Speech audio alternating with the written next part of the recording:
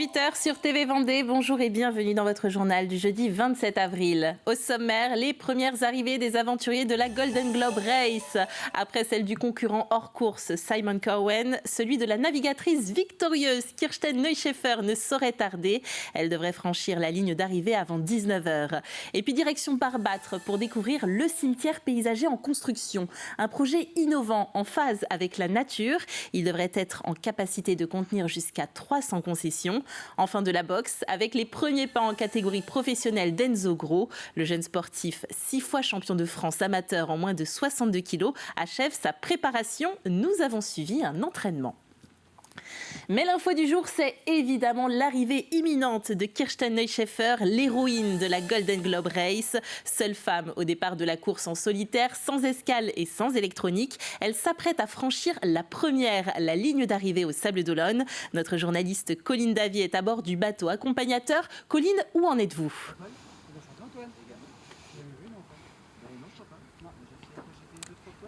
L'arrivée de Kirsten Neuschaeffer est prévue aux alentours de 20h. D'ici quelques instants, elle devrait passer la ligne d'arrivée après 235 jours passés en mer autour du monde. La skippeuse va probablement remporter cette 3e édition de la Golden Globe Race et elle deviendrait ainsi la première femme à remporter un tour du monde en solitaire et qui plus est sans escale. Et ce n'est pas son seul exploit car Kirsten a également secouru l'un de ses concurrents dont le bateau a coulé dans l'océan Austral. C'était le 19 novembre, peu de temps après avoir passé Cape Town. Quelques mois plus tard, la voici enfin presque au Sables d'Olonne. Des 16 skippers qui ont pris le départ le 4 septembre dernier, elle est l'une des 3 derniers encore en course. Et alors qu'elle pense toujours à l'heure actuelle arriver en 2e position, Kirsten Neuschaeffer sera, si tout va bien, la première à passer la ligne d'arrivée. Et une sacrée surprise pour elle en perspective. Et Colline Davy a rencontré un peu plus tôt dans la journée le directeur de course de la Golden Globe Race. Il nous a confié son admiration pour la navigatrice. Kirsten, elle a fait une course superbe, elle a pas cassé, elle avait un bateau qui était très bien préparé et puis surtout elle est constamment en train de se battre. On l'a eu hier au téléphone, elle nous disait que le bateau était un peu mouillé à cause des changements de voile qu'elle faisait, elle faisait pas mal de changements de spi et donc elle a une combativité quand même assez incroyable. Et peu avant 13h, c'est le concurrent hors course Simon Cowen qui franchissait le chenal des Sables d'Olonne, applaudi par une centaine de personnes. Le Britannique a basculé en catégorie Chichester après une escale de réparation de son bateau au Chili. Il s'est dit heureux mais fatigué et pressé de se reposer, comme on l'imagine. Pour la petite histoire, il lui restait de quoi manger 2 repas à bord. Notre journaliste reste bien entendu sur place en attendant l'arrivée de la gagnante de cette Golden Globe Race 2023, moment historique sur lequel nous reviendrons dans nos éditions de demain. Allez, on retourne à terre, direction Barbâtre, où depuis l'entrée en vigueur de la loi Labbé, les cimetières doivent bannir tout produit phytosanitaire. À Barbâtre, les 2 cimetières communaux sont saturés. La construction d'un 3e a démarré au mois de janvier, mais celui-ci sera paysager. Autrement dit, l'occupation végétale y sera bien plus importante que le minéral. Pour comprendre, visite de chantier avec Grégoire de Châtillon. Un cimetière-jardin sur une dune, connecté à la nature, le projet est à la fois audacieux et propice au recueillement.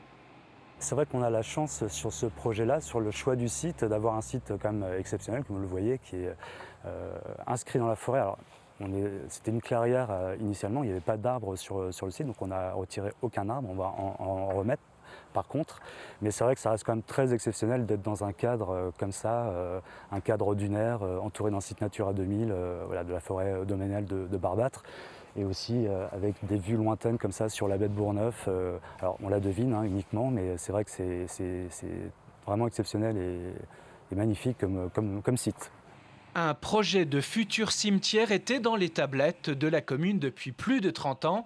Le maire de Barbâtre, emballé par le site et par la conception du cimetière paysager avec ses lignes tout en courbe, s'y verrait bien quand le moment sera venu, sauf qu'il s'est déjà malheureusement engagé ailleurs. J'ai une concession dans la cimetière actuelle depuis très longtemps. Bon, je verrai, je verrai. Ça me donne envie, ça me donne envie. Alors non pas de mourir tout de suite, mais j'emploie souvent la phrase qui est de dire que c'est un projet pour bien vivre sa mort. 12 caveaux ont été creusés. À terme, jusqu'à 300 concessions pourraient voir le jour. C'est vrai que c'est un projet qui est fait pour durer plus de 100 ans. C'est un projet où évidemment on doit être très humble quand on l'aborde, parce que ça nous dépasse largement. Donc voilà, c'est une vraie inscription dans un temps très long. Démarré en janvier dernier, le futur cimetière paysager de la commune de Barbâtre, situé sur l'île de Noirmoutier, sera en partie terminé en juin et totalement abouti à l'automne prochain pour l'ultime chantier de plantation. En sport, il a 23 ans et s'apprête à faire son premier combat de boxe chez les professionnels. Enzo Gros, 6 fois champion de France amateur, catégorie moins de 62 kg, sera à Laval, Espace Mayenne, vendredi soir pour ce baptême du feu. Un moment unique dans une vie. Alexandre Lenaour a suivi les derniers préparatifs en famille du sportif sablais. L'heure des ultimes répétitions a sonné pour Enzo Gros. Habitué à la boxe olympique, le Sablais aborde son premier combat chez les pros de manière sereine, après une préparation au Sable d'Olonne complétée par un stage à Toulouse, chez la crème de la boxe professionnelle. Cet objectif, ça fait un petit moment que j'y réfléchissais, parce que forcément, quand on est petit, on pense directement à la boxe professionnelle, donc c'est vrai que ça trottait dans ma tête depuis un moment. La préparation, sinon, elle s'est bien passée. Je suis parti 10 jours à Toulouse pour mettre les gants avec Sofiane Oumia et Jawad Belmedi. Physiquement, je me sens prêt, la prépa physique, elle était au top. J'ai pu travailler là-bas à Toulouse en plus en hypoxie, donc c'est vrai que c'est un petit plus qu'on n'a pas forcément ici, donc non, physiquement prêt comme tout le temps. Je me sens bien. Révision des dernières gammes, ce mercredi, entouré de son frère Hugo et de son papa et entraîneur Nicolas. Un entraînement pour se rassurer, car l'essentiel, c'est déjà effectué en amont. On a observé l'adversaire, après on a travaillé beaucoup plus en puissance, en recherche d'efficacité sur un coup, avec beaucoup plus de rupture, d'attente. Et puis on a énormément travaillé sur les moyens de défense. Pour se protéger et puis pouvoir être efficace derrière les moyens de défense, quoi. Une échéance que le paternel aborde concentré, mais non sans une certaine anxiété. Moi, je vais être caféiné. Ça va être 10 cafés à la minute, je pense. Ouais. Je suis un petit peu inquiet, c'est normal. La boxe pro, on cherche à faire mal sur tous les coups. Donc, c'est mon fils que j'envoie sur le ring. C'est toujours compliqué. Ce que je recherche, c'est qu'il se fasse plaisir. Et là, il est dans le plaisir. Donc, pour moi, c'est le principal. Sur le ring, Enzo Gros sera opposé au Serbe Arnold Toth, 23 ans également. Un rendez-vous immanquable forcément pour son frère cadet Hugo, qui sera aux côtés d'Enzo pour la peser ce jeudi, avant d'aborder les dernières 24 heures vendredi. Vendredi, repos, tranquille, une bonne alimentation, bien manger après sa pesée. Donc c'est vraiment une journée où il va faire du jus, il va faire de l'énergie, on sera en famille, on va penser à autre chose avant le combat. Puis une fois qu'il arrivera à la salle, il rentrera plus dans sa bulle et on le laissera un peu tranquille. Mais avant, l'important, c'est surtout de faire comme d'habitude. Rendez-vous donc ce vendredi soir à l'espace Mayenne de Laval. Début du combat programmé aux alentours de 21h30. Pour les vacances, la municipalité des Sables d'Olonne propose 2 stages découvertes à destination des collégiens. Le premier consacré à la photographie, c'était la semaine dernière, et le second au secourisme avec les sauveteurs de la SNSM. Au programme notamment la visite du bateau, escape boat ou encore gestes de premier secours. Agathe Poulet a passé quelques heures avec eux. Moi, je suis secouriste, je suis sauveteur. Je viens récupérer le mousqueton, je viens récupérer un anneau et je viens fermer la bouée. En pleine immersion, ce groupe de jeunes va être initié aux différentes interventions des sauveteurs en mer. L'occasion de découvrir le métier de nageur-sauveteur et d'apprendre les gestes de premier secours. J'ai appris que, par exemple, quand on doit lui tenir la main et on doit lui dire « Monsieur, est-ce que tout va bien? Est-ce que vous m'entendez ?» Je fais du surf et pour moi, c'était aussi important d'apprendre les techniques de sauvetage. J'aimerais bien pouvoir passer mon BNSSA à 16 ans. C'était pas que du sauvetage, il y avait aussi plein d'autres trucs dans le métier de sauveteur en mer. Donc par contre c'était très sportif. Une matinée ludique et pédagogique pour ces apprentis sauveteurs. Les adolescents ont pu participer à 4 ateliers sur l'alerte et la réanimation ou encore le sauvetage à la planche et à la bouée tube. Des jeunes volontaires et motivés qui montrent un réel intérêt à la sensibilisation au secourisme. Des jeunes courageux, puisque l'eau était aujourd'hui à 12 degrés. C'est grâce à ce type d'activité qu'on génère peut-être des vocations. L'idée, c'est également de former des acteurs citoyens autour du secourisme, autour du sauvetage.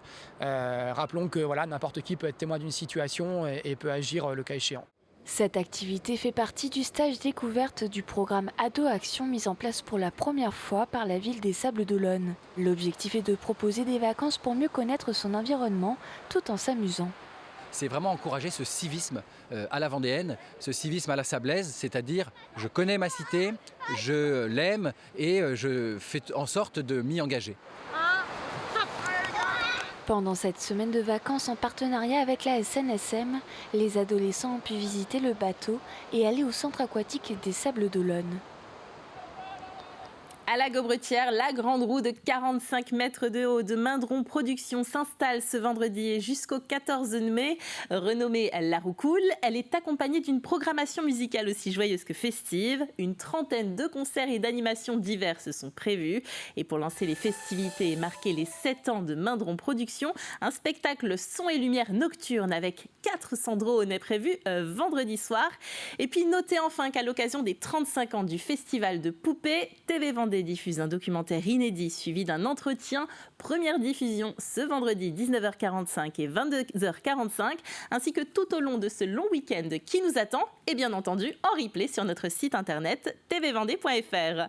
Ainsi s'achève cette édition. Merci de l'avoir suivi avec nous. Le retour de l'actualité, c'est comme toujours à partir de demain 7h dans votre matinale. Quant à moi, j'aurai le plaisir de vous retrouver à 12h30 ici même. Belle soirée sur TV Vendée.